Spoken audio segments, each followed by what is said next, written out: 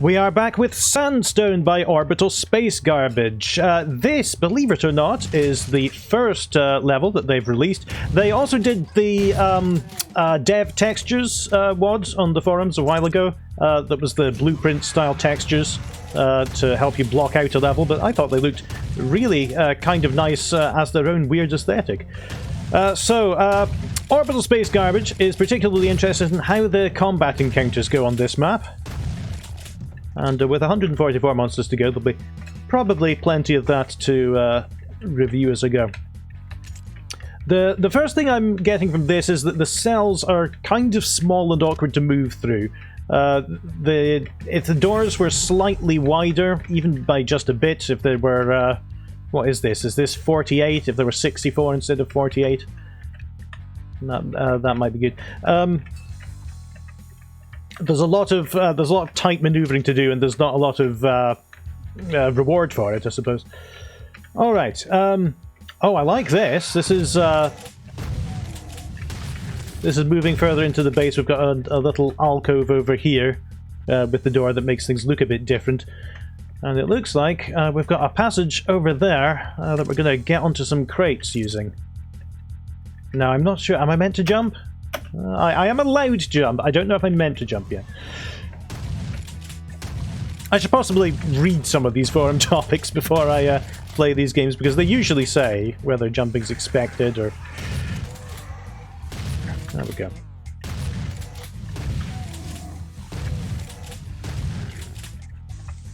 So yeah, putting a pool in the middle of the room often makes things interesting, because you're forced to fight at a distance, and with the chain gunner up there, that was putting pressure on me to run into the room so that I could get behind the cover, which is actually really good. I've not considered that before, that in order to solve the door problem of the player just staying around here and peeking out like that, you could provide them a bit of cover just into the room so that you can entice them out. And a chain gunner is an excellent excuse for the player to want to find cover.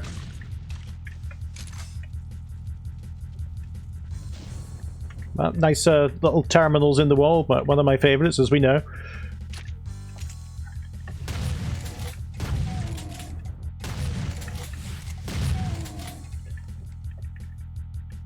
All right. I'm going to. Well, hang on. Something activated to my left.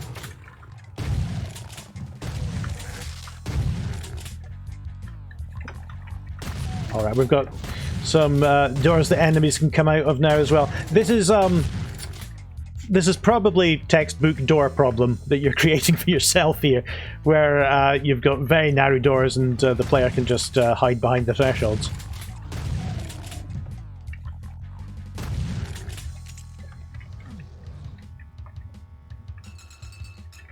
Let's go over here first, look at the remainder of the cells. Oh, that was just the same one. This is a duplex.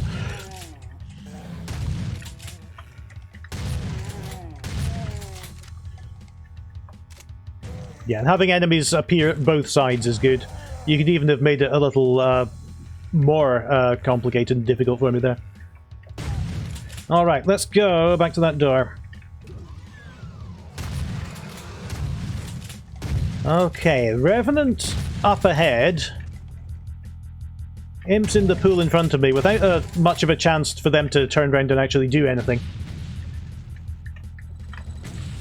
Maybe sometimes you want enemies to be activated if you move into a certain portion of the room, but I think those imps, you could have just let them be active from the start. And a nice amount of cover to pick off these Revenants, which I really appreciate. Oh! Where'd he sneak up from? So, obviously I should have been paying more attention to my surroundings as well as just peeking in and out. I hear him.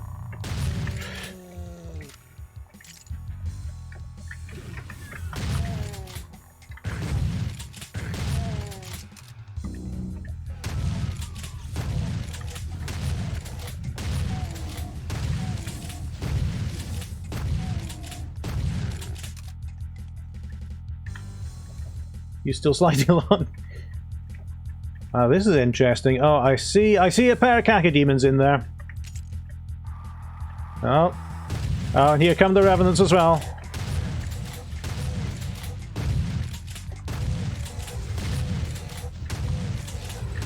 Whoa, that homed in a bit more efficiently than I'd anticipated. How did it turn around like that?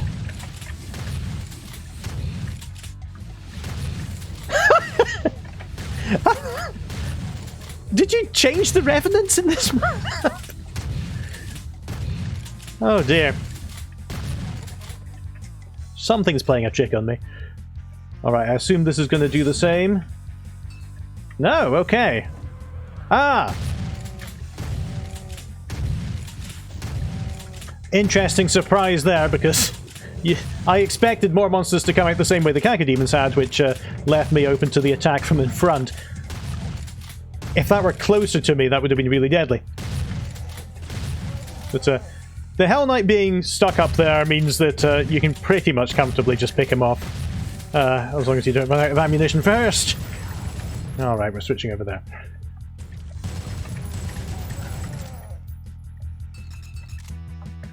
I've never been totally safe in this map. There's always been wandering enemies, which is a good element to have. Just let them wander towards you and surprise the player when they're trying to deal with something else.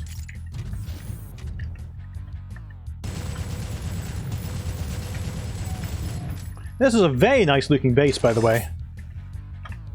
I love the change of lighting there. Even though the pillars are very square, you've got enough layers in here to make it look really interesting. Yeah. Okay, and that led me around to here. Oh, no!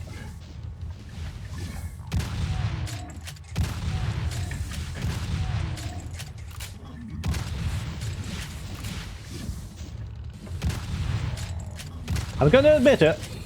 I'm not sure how long I had the super shotgun without realizing it. But I'm glad it's here now. Alright. Well, the interesting detail of a stuck door, which is also an element that lets you wake monsters up a bit later on.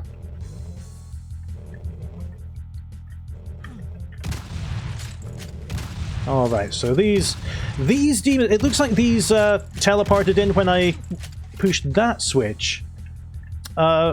Which isn't really a very threatening thing for them to have done, because they were down here and I was up there. So if there were some enemies maybe on a ledge over here that teleported in, that would have been more dangerous for me from the position of pulling the switch. And because I happened to go the other way after pulling the switch, they didn't really impede me on my way back anywhere.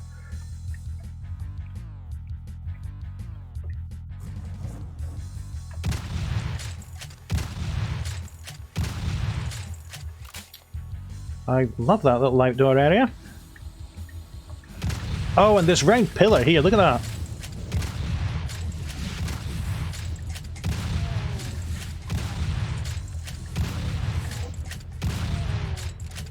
Whoa, nice surprise. Not a nice surprise. Nice surprise is if you'd teleported a birthday cake in or something.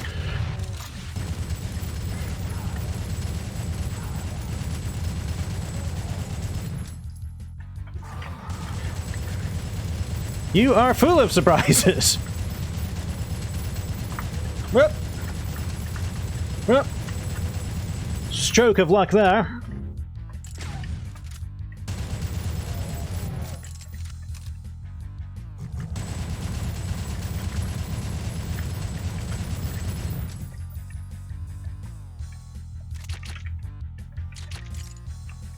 All right. Already got plenty of armor. I didn't really...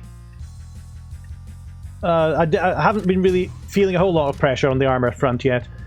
Okay. I like this pillar a lot. So there's gonna be some way to get outside here. Where have I been? Where have I not been? Alright, so finally we're up at the Revenant's platform and the shortbread that we found much earlier. I do like that kind of approach. Sandy Peterson liked it a lot, where you see the key a while before you actually reach it.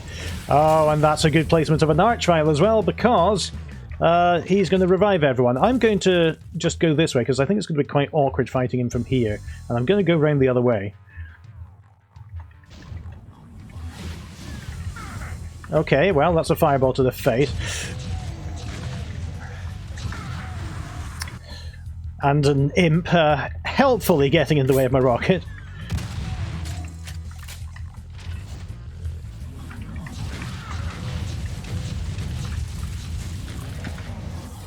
Okay. I avoided the door because at a glance I thought that bars had risen over it. But it was just these shone textures that were at the edges of the doors.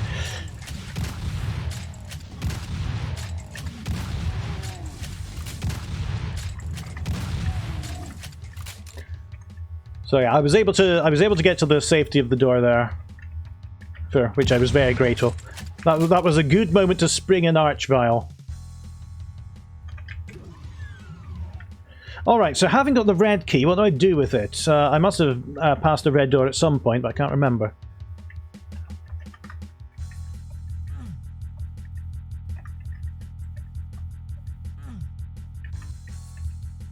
The music is by a band called Power Trip, I think. That it really suits Doom quite well.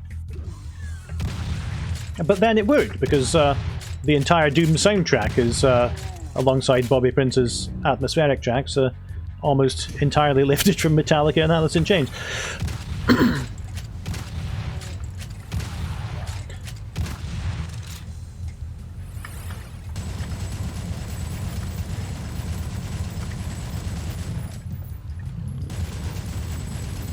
And this looks like the final challenge we'll have on this map. And that would be our exit. Yeah, okay. Quick load from there, because I do also want to go back to that vent secret that I refused because of not being 100% certain whether I needed to jump. Interesting use of this technical texture here as the kind of central point in a really big lift.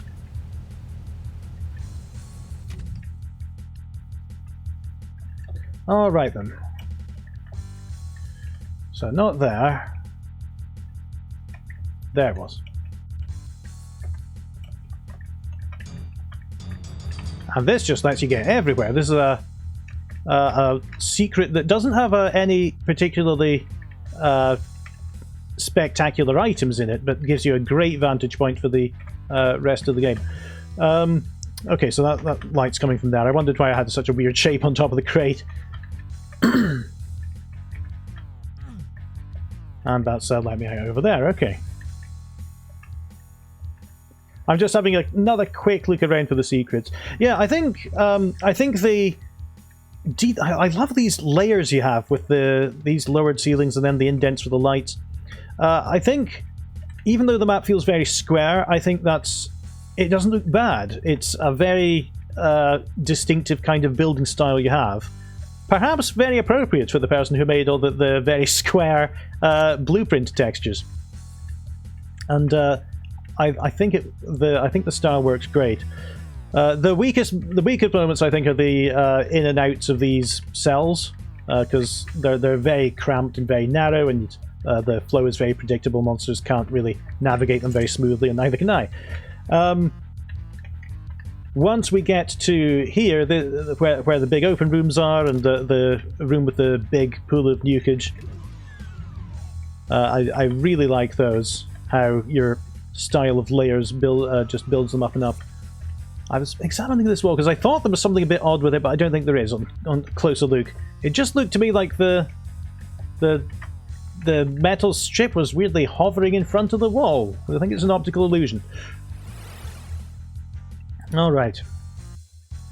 I'm just going to see if I can get that that outside out. There it is.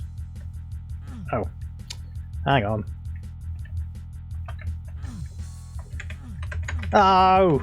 I thought I was onto something there. I bet this is just to make this a bit wider so that the computer texture fits fine. Alright.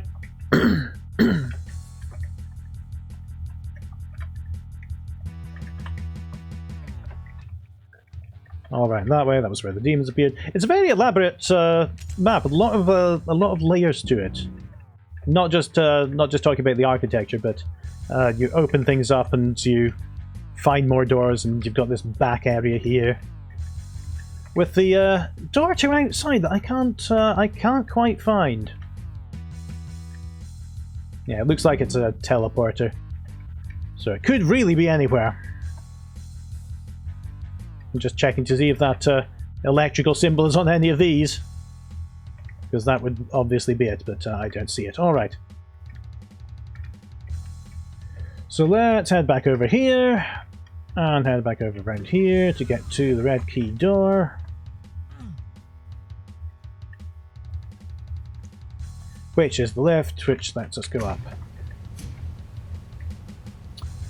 And this is appropriate... actually, you know what? You could just step off it, and then the encounters would teleport in. And now that I think about it, I'm pretty much trapped down here. Alright, so you've seen me exit anyway, but somewhere up there's the exit. I'll stay down here and set up a picnic. And I just want to say this was a great first-time map. I really like the architecture, really like how it flowed together and everything, and if you do decide to make an episode out of this, like you mentioned at the topic, I would definitely love to see it. For the lift, I would maybe make the ceiling a bit lower, so the player can't step off quite so easily, and definitely you'll need a line action there to pull it down again. Alternatively, it seems a bit high to me, but maybe you want the lift to lower more slowly the first time, so you have more chance to have the cramped encounters on the lift, or alternatively, the second time you lower it, it could be faster, and the race could be faster the second time, which you can do with scripting. I don't know if it's worth the elaborate effort if you don't want to get into that, but it's an idea. Alright, so I'm going to stand here waiting for somebody to pull that lift down now, and I'll see you soon.